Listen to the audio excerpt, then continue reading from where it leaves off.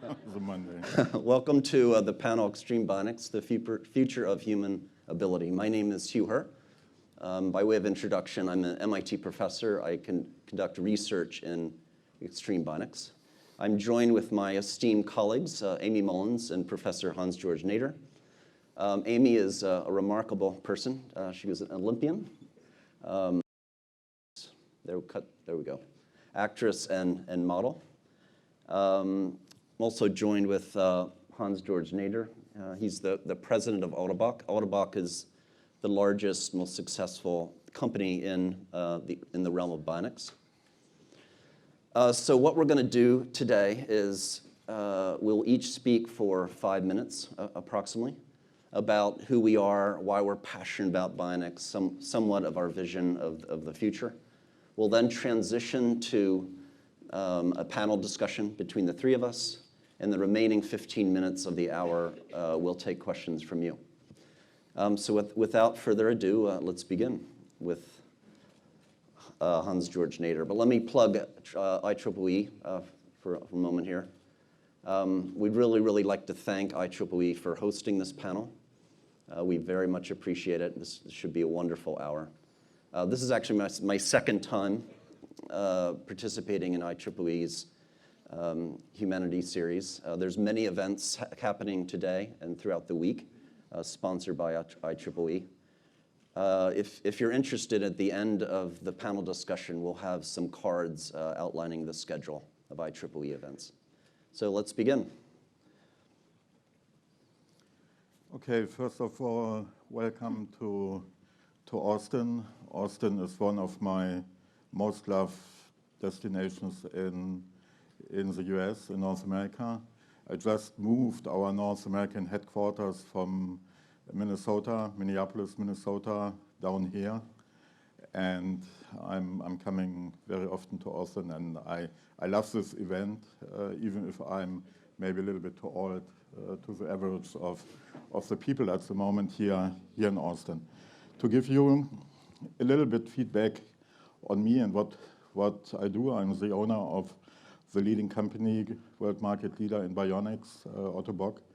It's a German company founded by my grandfather, Ottobock, 99 years ago in Berlin. For all Berlin connoisseurs, you know Kreuzberg, and you may know the club Spindler&Glatt, and en face of this club, Ottobock started 99 years ago as a startup entrepreneur, as many of you start their activities. And here you see Ottobock. He was quite, the inventor of industrial prefabricated prosthetic devices due to the demand after the First World War and due to the lack of educated technicians.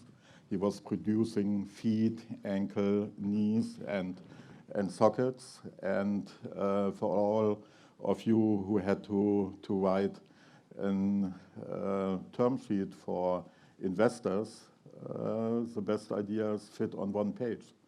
And his idea worked so well, so the family employed, end of the Second World War, 800 employees. And then the Russians came into East Germany. They took away the company, the wealth. The family had to flee to the British sector. And my parents restarted at zero in '46. Could you imagine some of the famous techies, they are booming and they lose everything. Do you think all of these guys of today will have the power to restart? I was born in '61 in 6 o'clock in the morning in a thunderstorm. I still can remember the light was bright, and then I enjoyed my whole life being part of this family, being part of this global Ottobock community, being part of 8,000 employees, fully committed to quality of life and human mobility in 57 countries. I became CEO in many of your age with 28.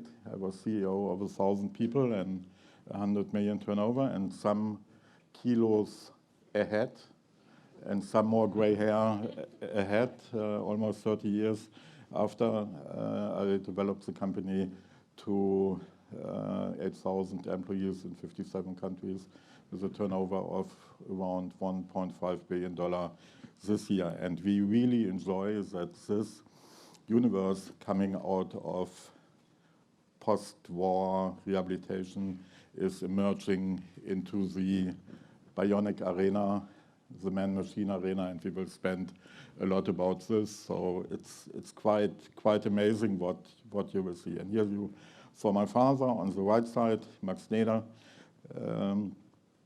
who is the son-in-law in Ottobock and who was leading the company for 64 years. Could you imagine this in US CEOs coming and going in a 5-year arena and changing strategy every 3 to 5 years? In the 30s, all over the world, prosthetic devices have been made out of wood, aluminium, and felt. Small entrepreneurs of the world, I just like to say Germany next to the student standoffs in the 68s. On the countryside, it was quite conservative.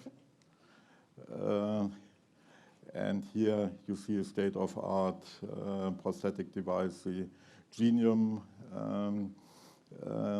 This picture is done on Bötzow, where we just established our Ottobock Future Lab and the Fab Lab Berlin.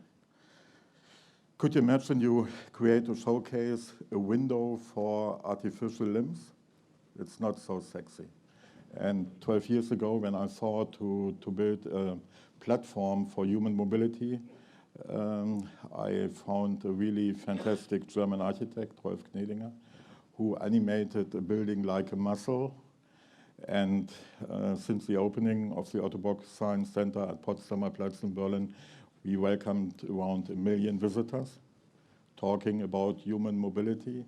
And we are just planning a project in Brooklyn at the Navy Yard. I bought a little building from a Chinese guy there, and we will build a 13-floor building having an US-based North American Ottobock Science Center inside. Next to this, we are morphing, an established medtech company with the rules of a medtech company, FDA regulations, CA regulations, Medizinproduktegesetz regulations. We want to be close to you, to the young and crazy. And I pretend myself to be young and crazy still in my minimum in my mind. And we are doing this a little bit on Bötzow, as Berlin is next to New York, next to Austin, next to Barcelona, the hottest space for tech startups. And we are just opening end of March the Ottobock Future Lab, where we cooperate with the Fab Lab Berlin, where we incorporate an open innovation space where the medtech engineers can escape their iron tower and play im Sandkiste on projects. And whenever you are in Berlin, you find my email address in the internet, and you are warmly invited to Bötzow. I show you around, and it's quite cool. And it was an old brewery. Underneath, we have an underground with 60,000 square feet. This property here has 250,000 square feet, and we will have an underground. So in the last 100 years, our passion was human mobility and quality for life. And I think Aimee and Hugh really can talk about what does it mean. But when I was preparing for this stage today, and we will talk about body-mind interfaces, about cyborgs, about wearables, and whatever, what we are doing, we are producing wearable home rehabilitation.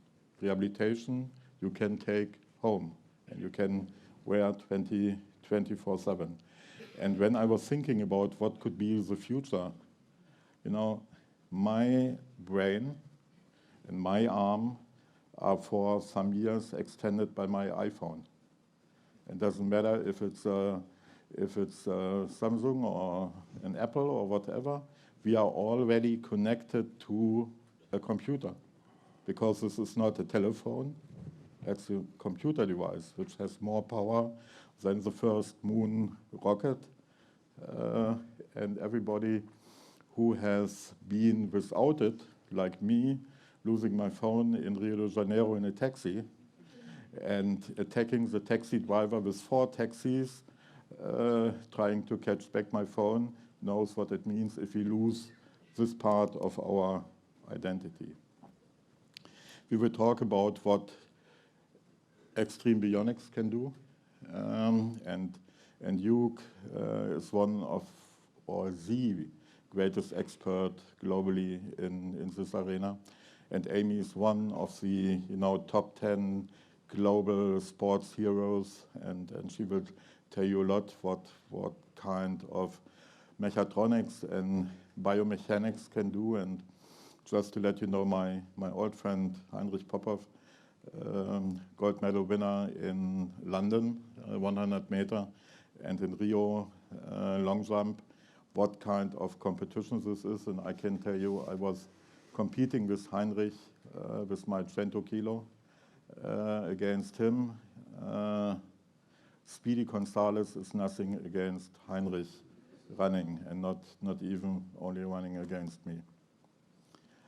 But also we will talk a little bit about the beauty of technology. I find this beautiful. And bionics and nature and human and the respect of nature are morphing into each other.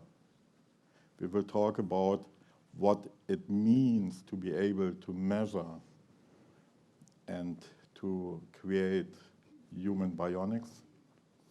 And that's for me quite interesting what happened in the last 100 years. It was a market, we name it O&P here in the US, which was quite unsexy. And this community and people like Aimee, Hugh, and me, we are morphing into the future, into man-machine interfaces, into implants connected with machines, into exoskeletons. I'm just doing a project with Volkswagen regarding overhead working people, creating exoskeletons for them.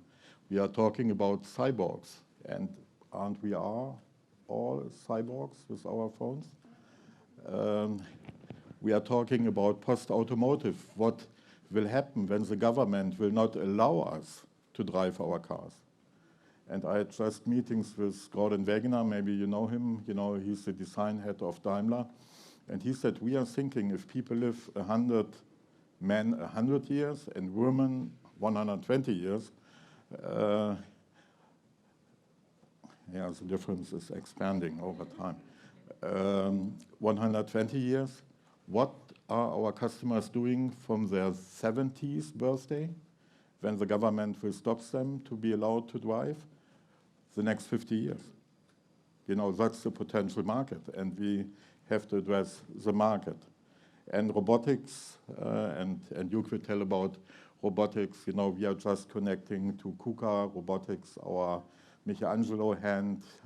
We are talking to augmented reality. We are talking to people like Honda who are building robotics who will help us in the house. And this robotics may be empathic in a few years. And at the end, we will discuss with you a little bit what will happen if the robotics will control the humans. The good news is I'm already gone. That's your challenge. So thank you very much. You get now your machine. Thank you. Oh, wonderful. Thank you, Professor Näder. Moving on to my 5 minutes. I know him a little bit. He was jealous that I was extending my 5 minutes, but... So I have to talk really fast. I lost my legs, my biological legs, to frostbite mountain climbing. So here I am shortly after my amputation surgeries. And I wanted to return to my chosen sport of mountain climbing. I wanted to get back on the horse. My doctors told me it was impossible. They were completely wrong. They didn't understand the nature of technology, that technology improves in the future through this process called design. Here I'm 3 meters tall, able to reach absolutely everything. To the chagrin of my competitors, some threatened to cut their own legs off to compete.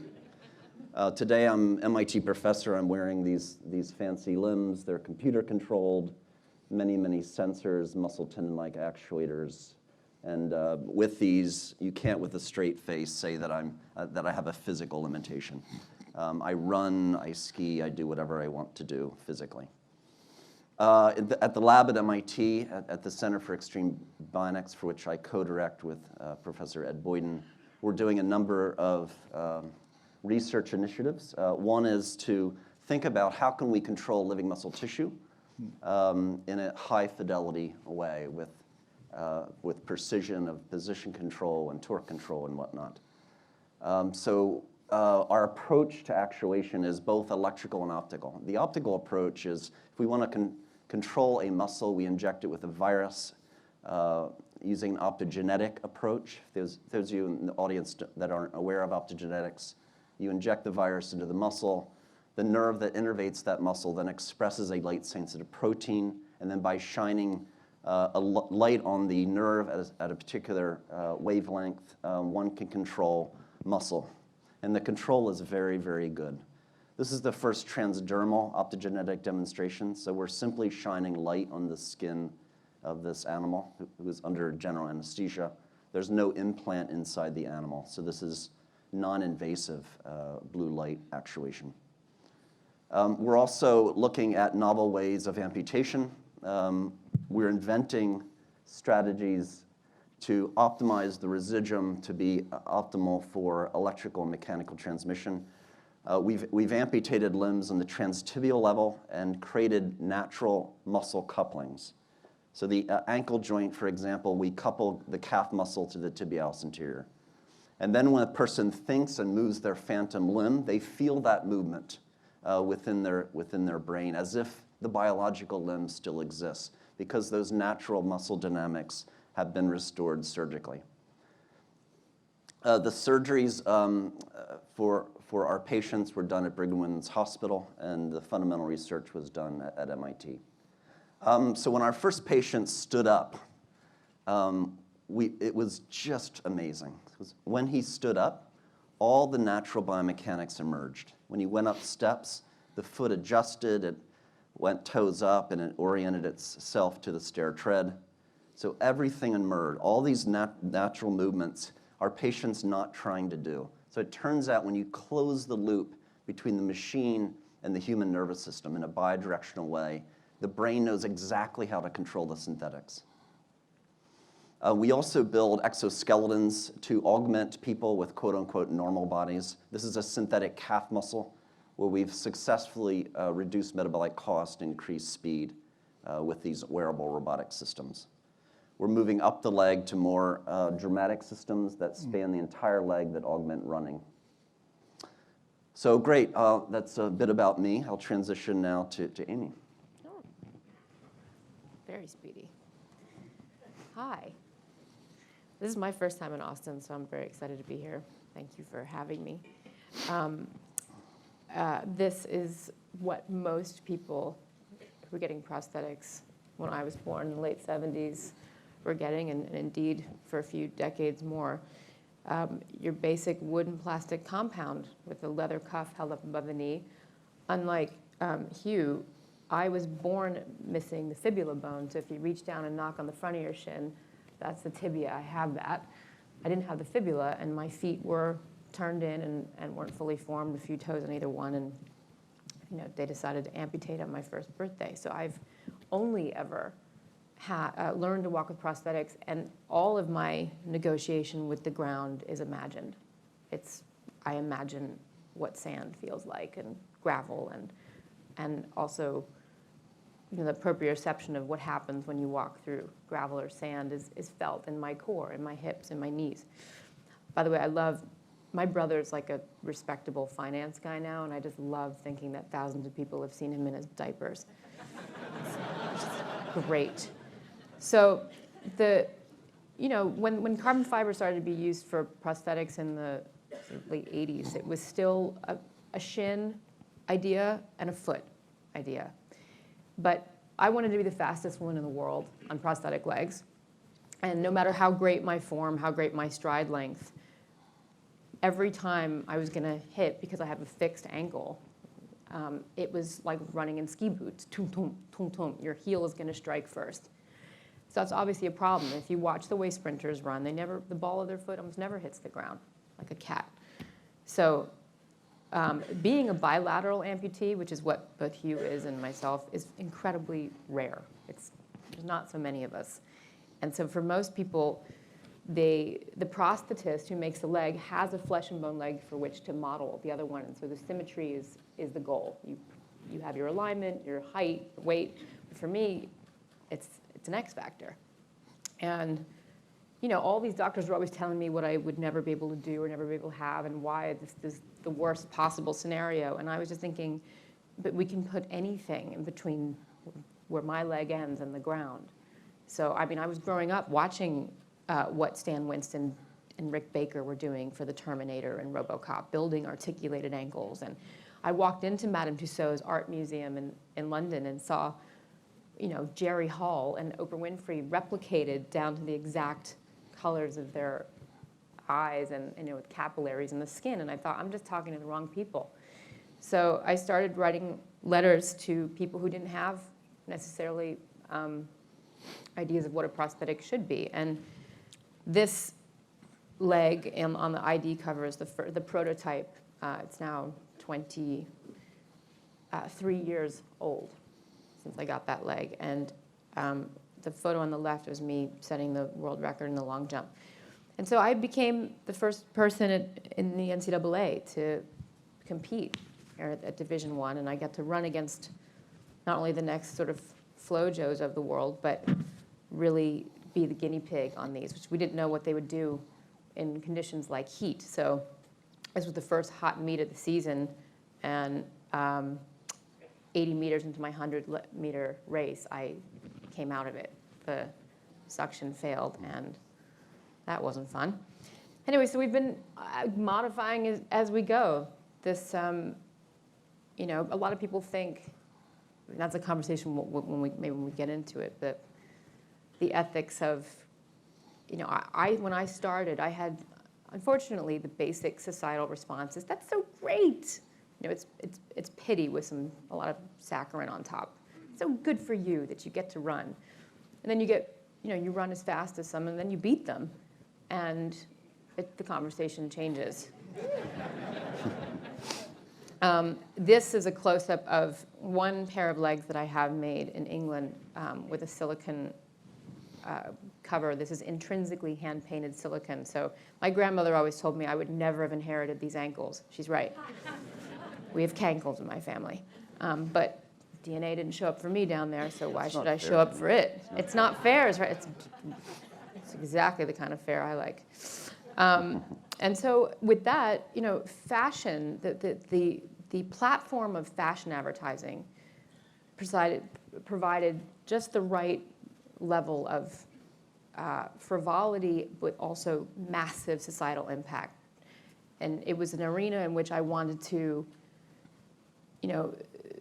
basically have a conversation without the heavy-handedness that it usually happens, and we need to make societal shift here. Have a conversation about what should a great body look like? What does a beautiful body look like? What does a sexy body look like?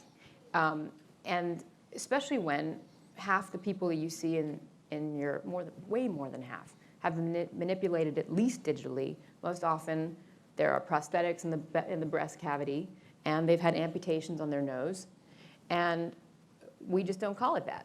We call it, cosmetic enhancement, but you could also call it disability.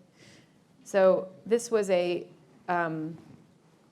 first cover I ever did, and I remember standing in New York when this came out. This was Alexander McQueen guest edited this issue, and this photograph was taken by the amazing Nick Knight, who was one of the modern pioneers of digital photography and fashion. And people thought this, there was a guy standing in the bookstore, and he said to his girlfriend, "Dude, look how they photoshopped those legs onto her."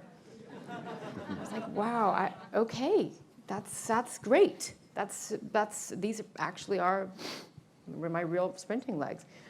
And so I began this wonderful collaboration with Alexander McQueen. These were legs that are hand carved out of solid ash, so you can imagine the weight of them. And I got them, they were finished, completed 7 hours before my runway show, my first runway show. And all of the kind of amazing little walk I thought I was going to do down this runway got thrown out the window because of how heavy they were and the fact that there was absolutely no give in the ankle. I went on to work with people who had absolutely no idea around of how to build a prosthetic, with Matthew Varney, who, among other things, is a sculptor and a filmmaker. And these legs we made are made of optically clear polyurethane, which is bowling ball material. So again, bring in the weight. But these are in the Chicago Museum. I played 8 different characters in his kind of his cornerstone piece of the Cremaster cycle, if anyone here has ever seen it. This character had legs that were cast in soil, with potatoes growing in them, and a big brass toe, in which I actually learned how to spin yarn and actually learned how to weave this fabric. And these legs were non-functional outside of this film set. And I thought this was, really opening something up for me. And then I got to go to Cairo, and Queen Hatshepsut's nurse, who lived to the great old age, I think of her early 60s, most likely had diabetes, and her big toe on one foot was amputated. And the sarcophagus was glass, and so you could walk around to the bottom. And this particular one isn't the toe that I saw in this, but she had a prosthetic toe that was basically linen, mold wrapped around, and then had been dipped in gold. And if you walked around the bottom of the sarcophagus, you could see that the linen had been worn away. So she wore this big gold toe. Here I am thinking I'm rocking out this brass toe in the early 2000s, and it's something new. But 5,000 years earlier, there was a woman walking around Cairo rocking a gold toe. And I thought, this is sisterhood, this is great. These legs actually had an articulated cat ankle and a tail that was controlled with a set of cables that moved. That was all shot in the Guggenheim. And then this was kind of the, where we got to with the idea of wearable sculpture. There's no real point to these other than to inspire conversation, dreams, imagination, to provoke thought. And these are Hugh's beautiful design, one of his early designs on the bionic legs. I always feel like winged Mercury when I wear these. Those are 2 battery packs there into the titanium. And originally, most times with these prosthetics, they put a foot shell, like a rubberized foot shell over them, which as soon as I saw the design of these, I thought, we have to rip these off. These are so much more beautiful, and kids love it. And this is a photograph of Hugh wearing his biomes, but also me wearing the next generation of the sprinting prosthetics, which would be bionic. So they take your initial movement, and then they kick in, and it starts to power you. Whether or not, right as of now, that's not legal in competition, but it's really fun around Central Park. And it's a little bit Domina style, huh? Yeah. This picture. Yeah, very Barbarella. So that's us. So let's talk. Great. Thank you, Aimee. So we'll now enter the panel discussion. So I found this photograph. It's fantastic. So I refuse to use the word disability or disabled, or And what I say is there's people in the world that have unusual bodies and minds. These are a subset of folks that have unusual bodies and minds. Disability denotes weakness. Well, you know that there's some of the synonyms, if you ever look it up, it's pretty extraordinary. It's counted out, done for, done in, impotent, senile, useless, maimed. It's not a good word that we should ever apply to a human being. But also yesterday,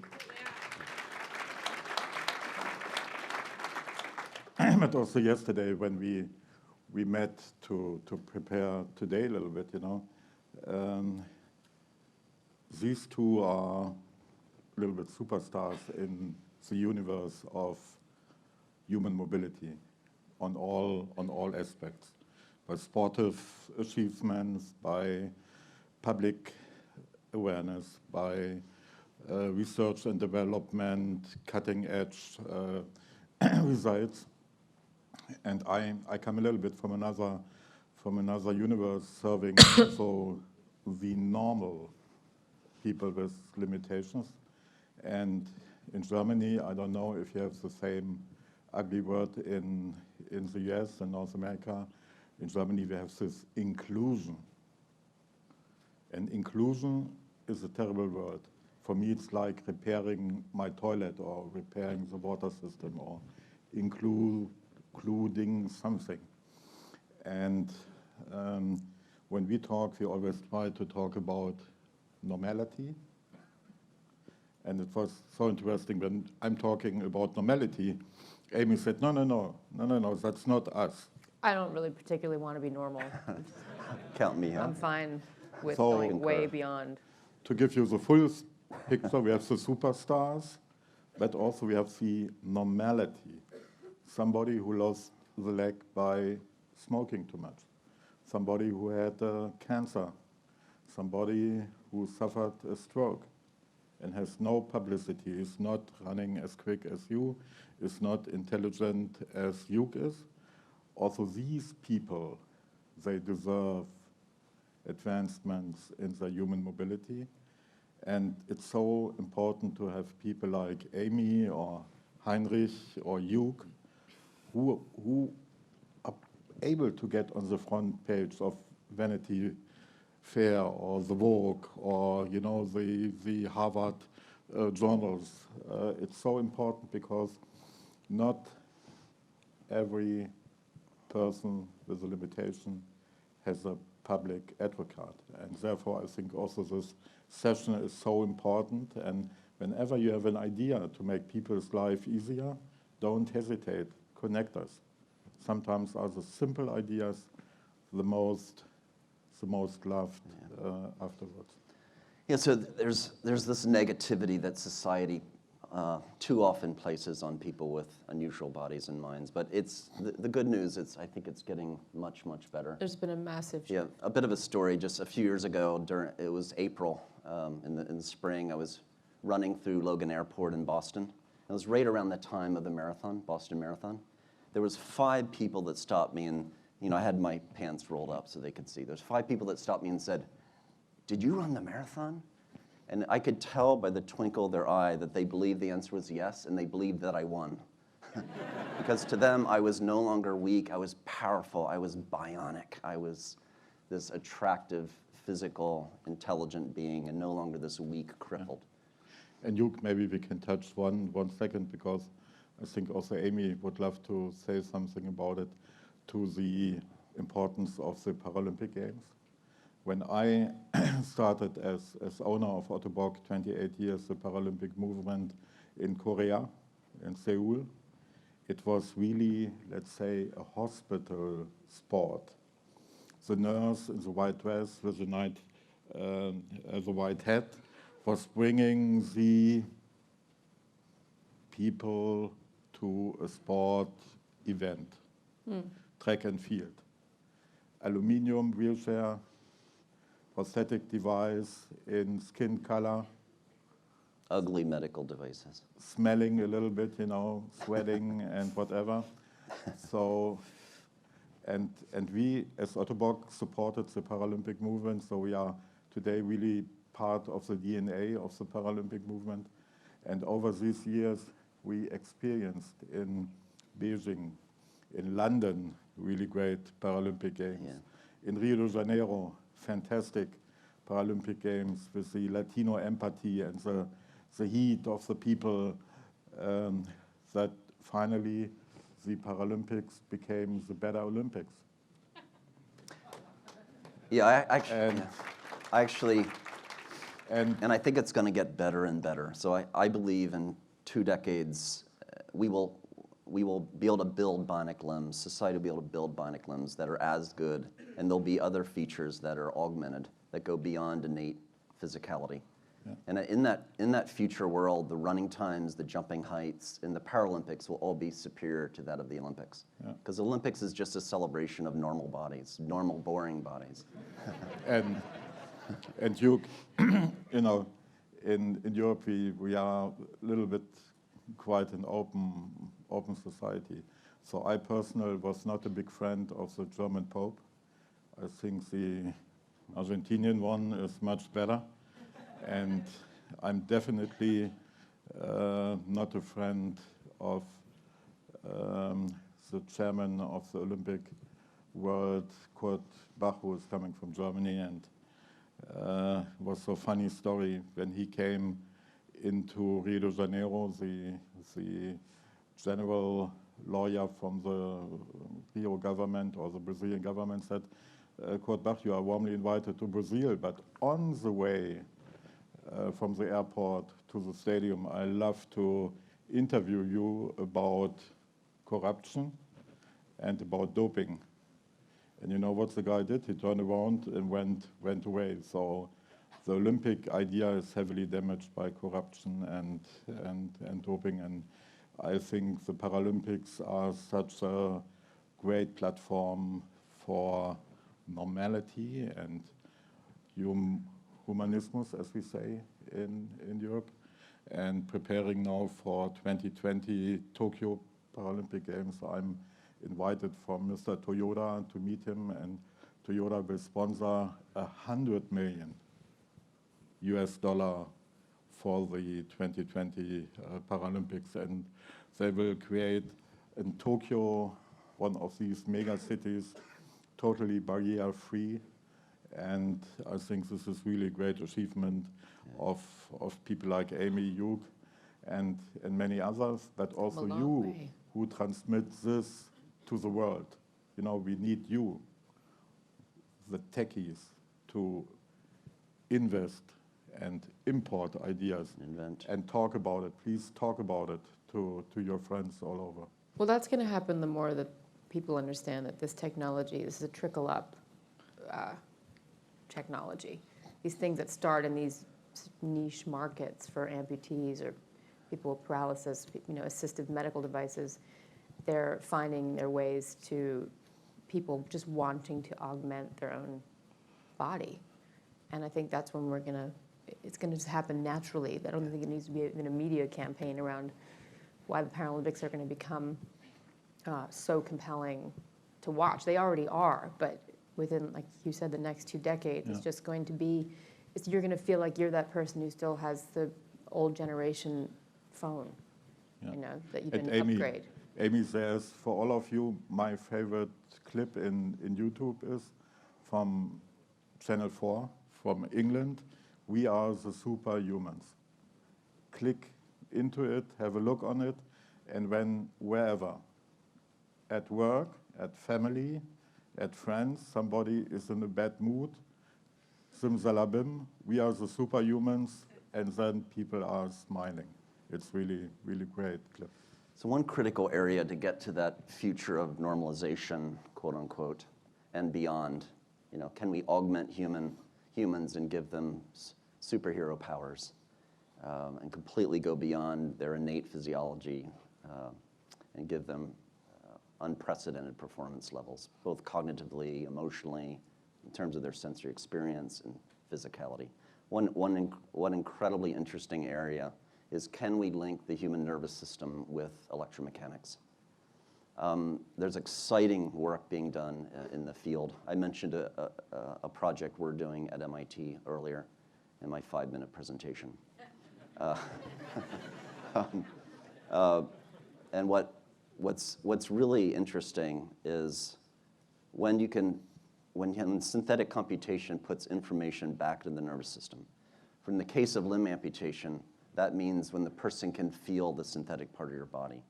The synthetic part becomes part of them.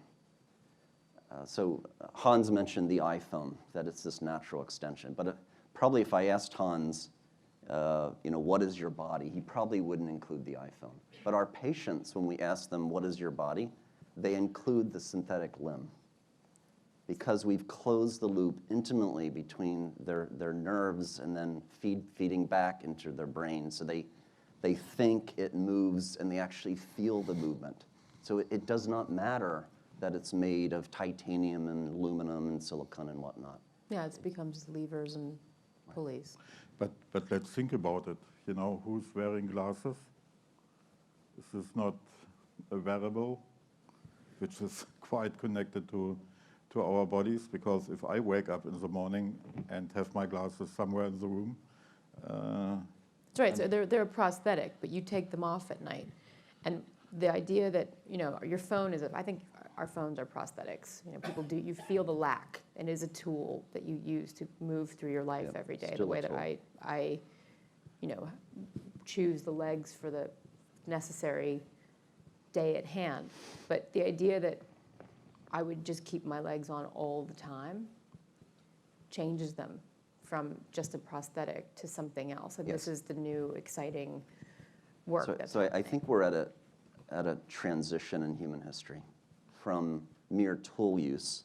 We use technology a lot, and we call them tools, to something that's a lot more sophisticated and intimate with the human. And I call this neurological embodiment, where again, we can redefine human morphology and dynamics. We can redefine what the body is and what self is. So just a quick story. One of our patients got a roll of electrical tape stuck to his Bionics sneaker. So what do you do when something's stuck to your shoe? You don't do this. It's too awkward. You do this. You're like, get it the hell off. And that's exactly what he did. And this was after about 3 hours of being neurally linked to his limb. Extraordinary. Yeah.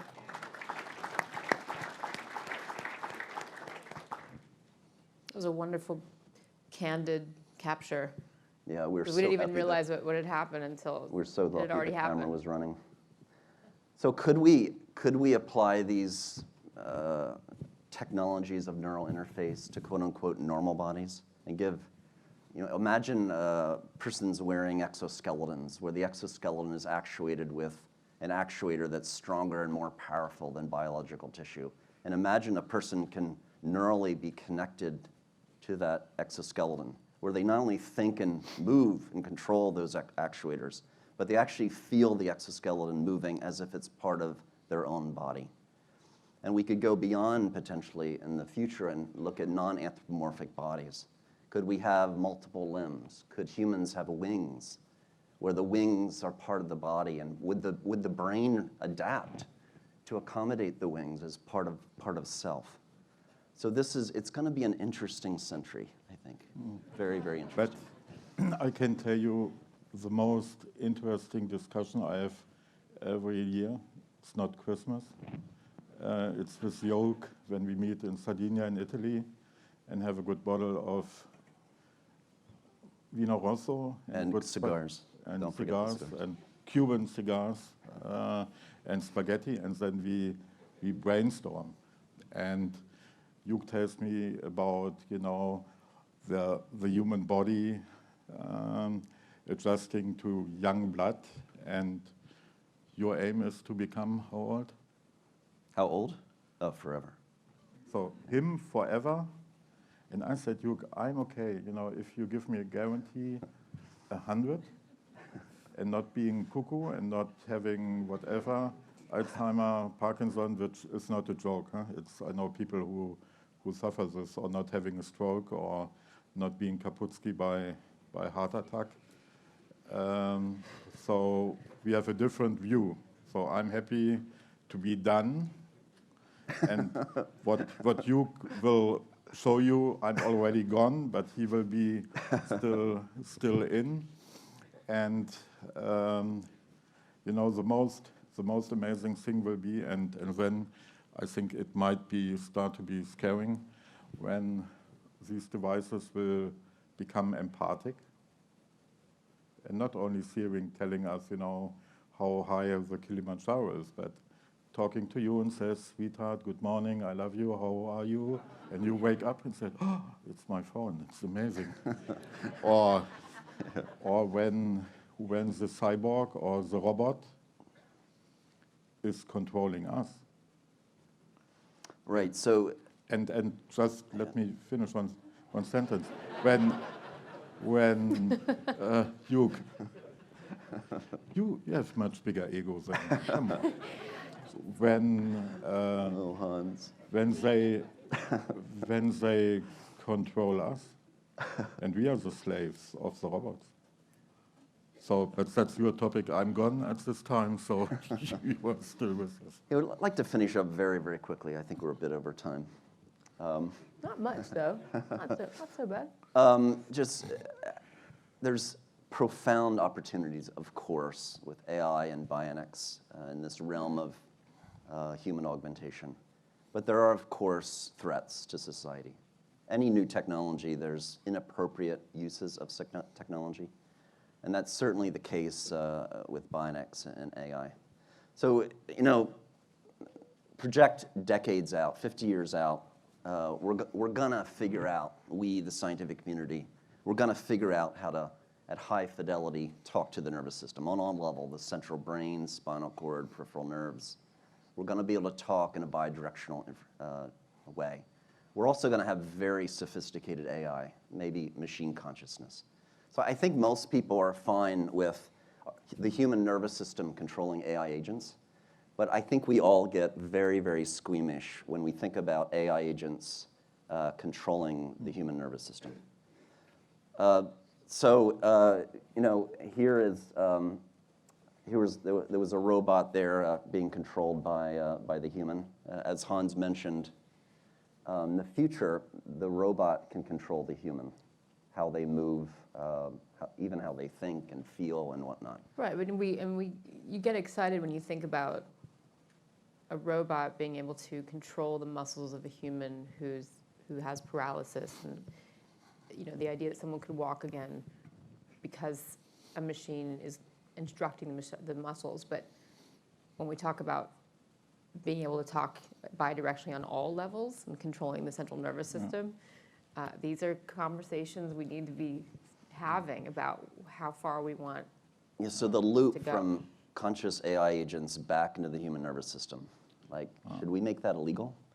And think about, you know, when I'm in the US, I always have a look at CNN in the morning, and this morning was something with a porn star being paid.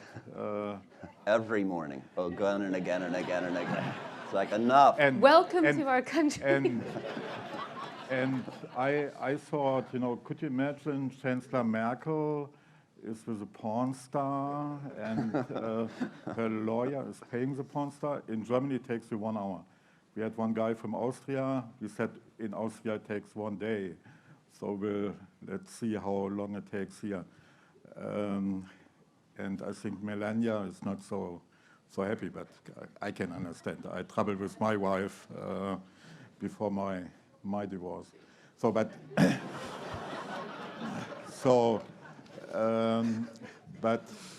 but a serious topic, and how it is in the US must Americans answer. I only can tell you that in Germany, the government really struggles with digital transformation of the society. And we talk about, you know, high tech. We are a top country for technology and exports, but we struggle to have high-speed internet. We struggle. And I can go with you close to my hometown in a little village. There's no internet.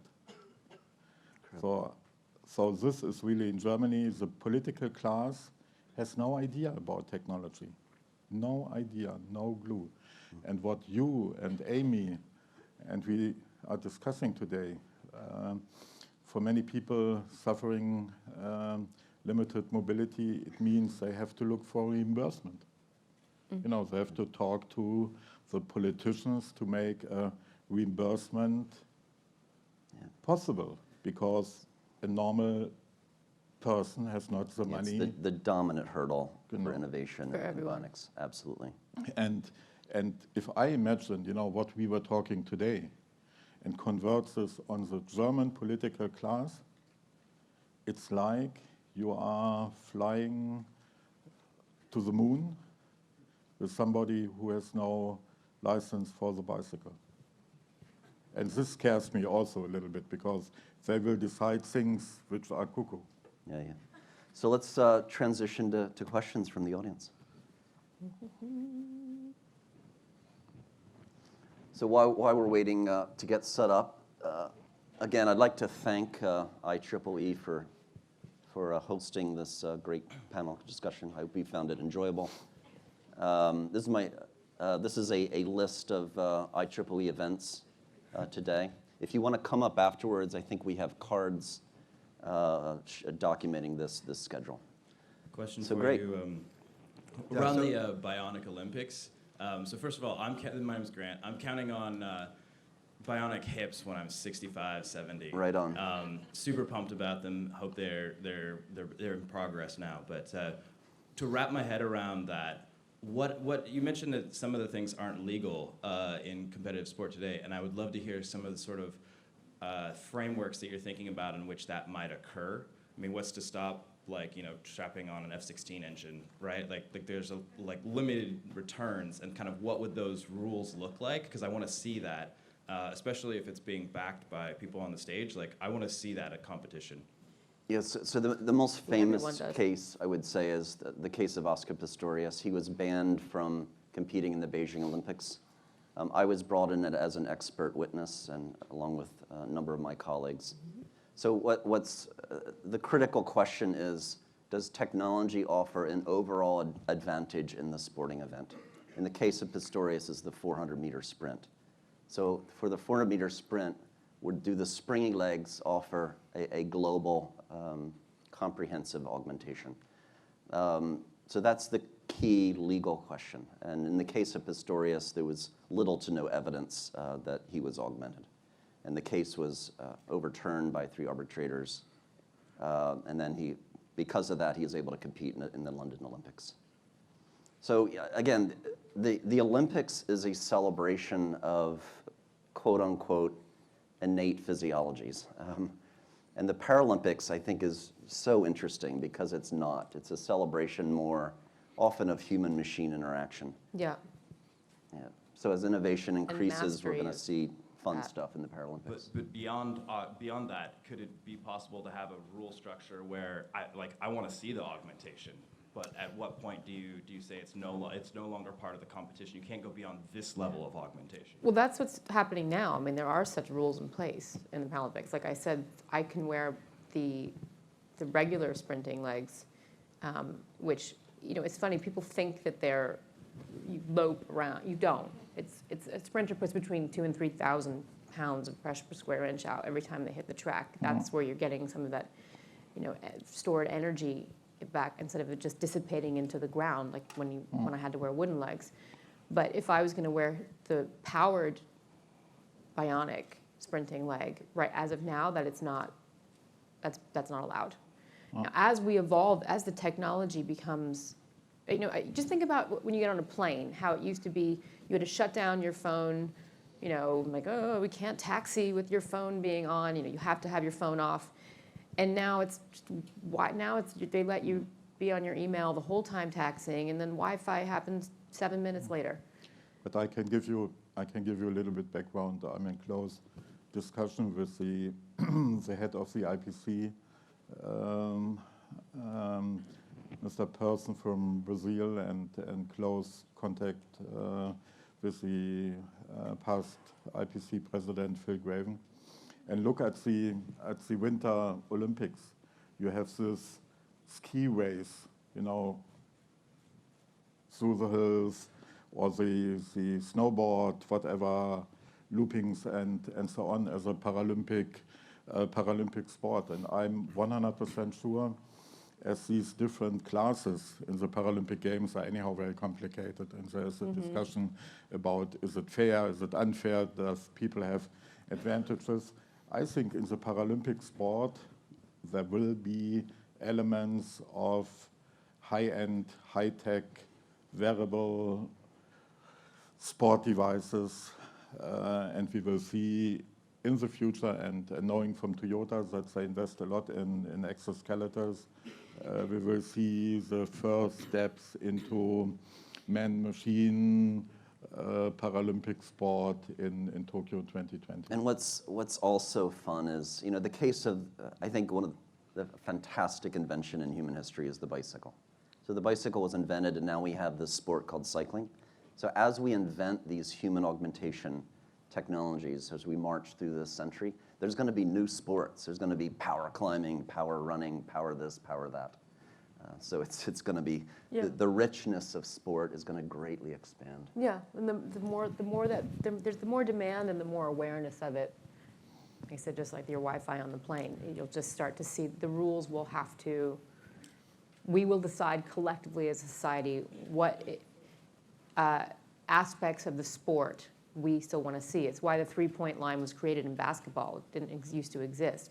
It's because so many people got so tall and could dunk, they wanted to maintain an element of shooting in basketball. So they invented the three-point line. So it's like we do evolve our sports over time, and we do create new ones. Great. Next question. So I have a question about the uncanny valley. You probably have heard about this.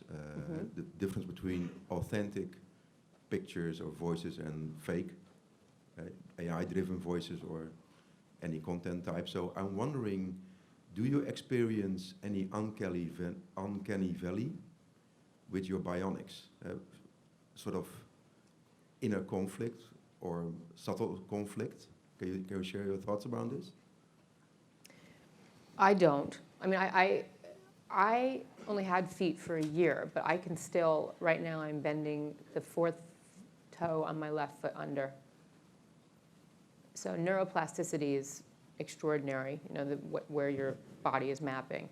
And even though my, like I said, negotiation with the ground is through various materials, to me, that's no different than the various materials that you negotiate the ground through, because ultimately it's here.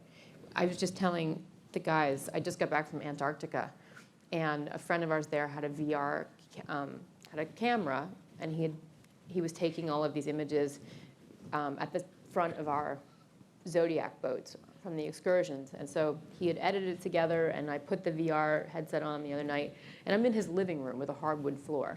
And suddenly, I am there with the whales breaching, and I look down, and because of where he had the camera placed in the boat, it looked as if I was so much on the edge of the boat that I was going to fall in the water, and I completely lost my, I couldn't do the VR without someone holding me. And I thought, this is incredible. I know I'm on a hardwood floor, but my imagination is seeing something else and believing something else, and my physicality is experiencing something else. So, Thanks. Great, cool. Next question. Quick question regarding affordability. There's a lot of, I don't know where this stands, so I'm just curious. All these new advances in bionics, how soon are they accessible from a price perspective to just regular people? So to give you that quick feedback, it's like, you know, when I got in the 90s, after German reunification, my first phone, portable, it was a 10-kilo box, a C whatever net from German Telecom, and it cost 10,000 mark in this time. So I think always technology at the first beginning. We have all the expenses for R&D. We are talking about really small quantities, so we can compare these items to Swiss watchmaking.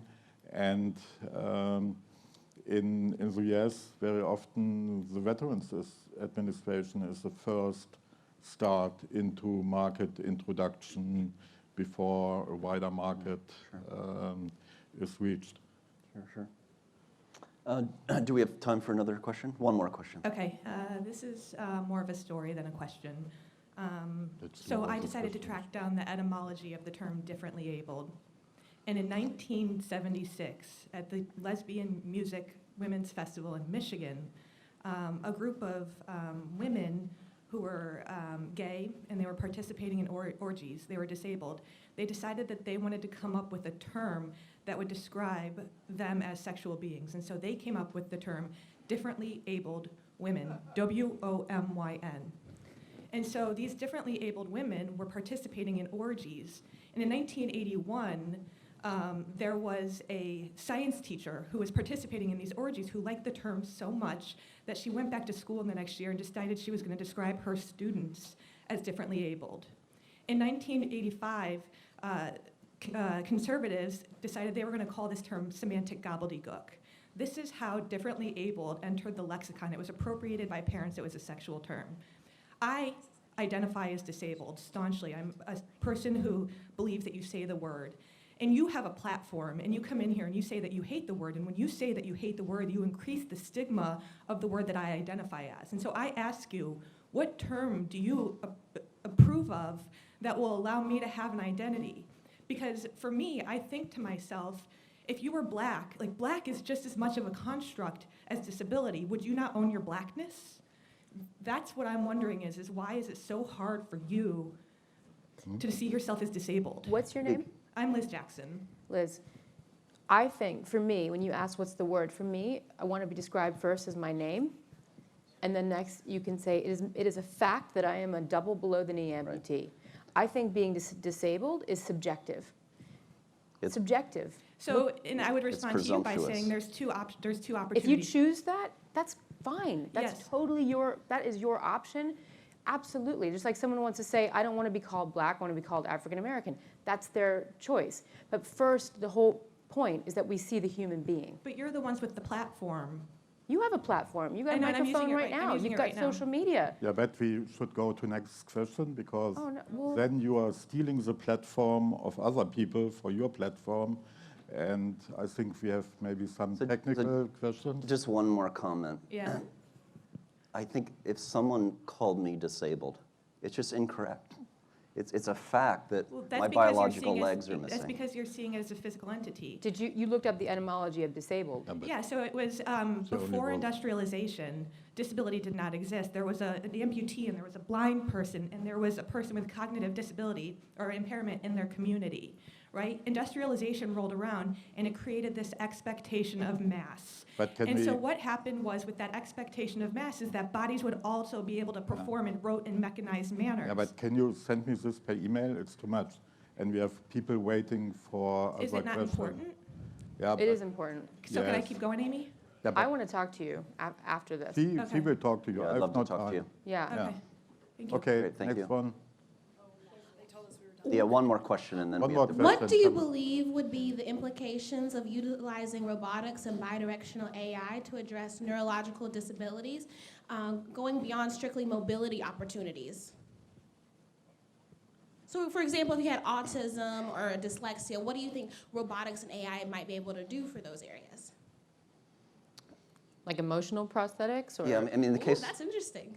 Yeah, very interesting. With autism, there's already been a great deal of work where there's, and this is by Roz Picard at MIT, where they film someone expressing, moving their arms, expressing via their face, and then there's machine learning done to map those kinematics to emotional social states. So a person with autism can use such a device as a kind of a translator as they move through the world. So there's already interesting work going on in that realm. But maybe you know, the next big phase will be people who suffer a stroke, because today they end in a wheelchair or they have a little orthotic device to stabilize their arm. Or they've dropped foot or something. Yeah. The exoskeletons and the implants and the surface stimulation will create much bigger mobility for them. And then also patients who suffer MS, multiple sclerosis, will have an opportunity through the exoskeletons. And all this big community of semi-complete paraplegics. And if you see somebody in a wheelchair, 50% of this population is semi-complete. So a little nerve is still working, and all of these people will be able to be mobilized, to stand up and walk. And I think it's a great patient population, stroke, MS, and semi-paraplegics. And if you talk to one of your friends or family member who's sitting in a wheelchair, how important it is for them to be able to stand up at the counter at the airport, face to face, respect to respect, or stand up at the counter in a hotel or at the bank, or you're meeting friends and everybody stands up and you're not able to stand up. So I think there we will see really, really great and empathic achievements through technology. Great, thank you all. We had a great time, thank you. Thanks.